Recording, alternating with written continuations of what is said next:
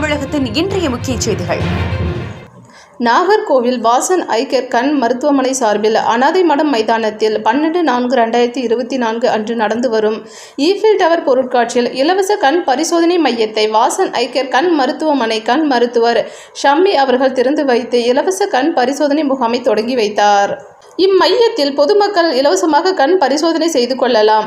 அதற்கான அனுபவம் வாய்ந்த கண்விழி ஒளி பரிசோதகர் இலவசமாக பொதுமக்களுக்கு கண் பரிசோதனை செய்கிறார்.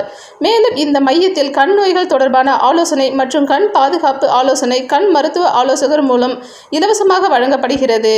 இம்மையம் பொருட்காட்சி முடியும் தேதியான ஜூன் 2ஆம் தேதி வரை தொடர்ந்து இயங்கும். இந்நிகழ்ச்சியில் நாகர்கோவில் வாசன் ஐ கேர் மருத்துவமனை கிளை மேலாளர் முருகேசன் மற்றும் மருத்துவர்கள் மற்றும் ஊழியர்கள் கலந்து கொண்டனர்.